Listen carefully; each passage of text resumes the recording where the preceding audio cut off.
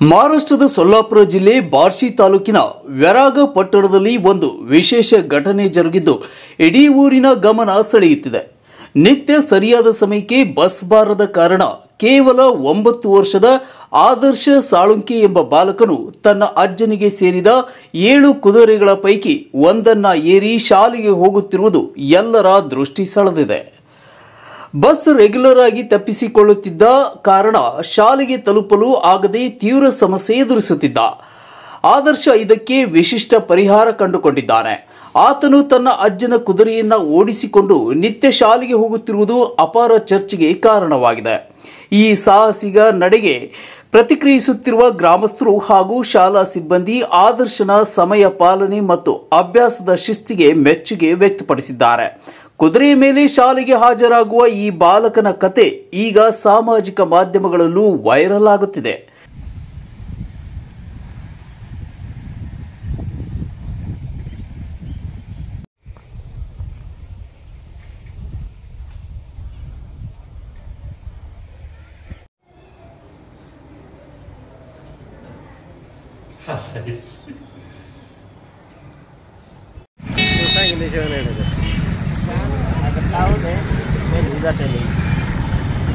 नैसर्गिक बातमी आहे ती.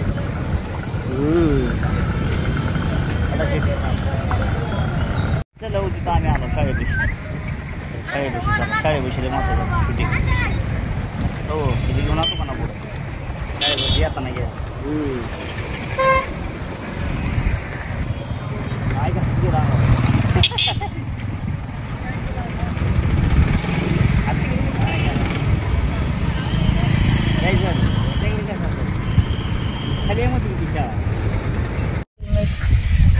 साळुंकी. कितवीत आहे शिकायला? मी 9वी शिकतो आता. होय. घोड्यावर शाळेत यायचं कसं काय डोक्यात आलं तुझ्या? असंच एखाद्या वेळेस बस 20 गेली महिन्यातून 1-2दा येत असतो. होय. कुठं राहिलाय? सावंत वस्ती, दादा सावंत. बर बर बर. कसं वाटतंय घोडा चालवताना? बरं वाटतं, जरा रुबाबात आल्यासारखं वाटतं.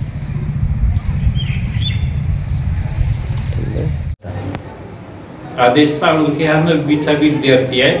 त्यानं आता 8-10 दिवसात आमच्याकडं प्रवेश घेतला आहे. एकदम चांगला स्वभाव आहे त्याचा. त्याच्या दाखल्याची मागणी पण आपण करतोय. अभ्यासात पण चांगला आहे तो. आमच्याकडं तशी विद्यार्थी संख्या जेमतेम असली तरी अगदी दररोज तो नियमित हजर राहतोय.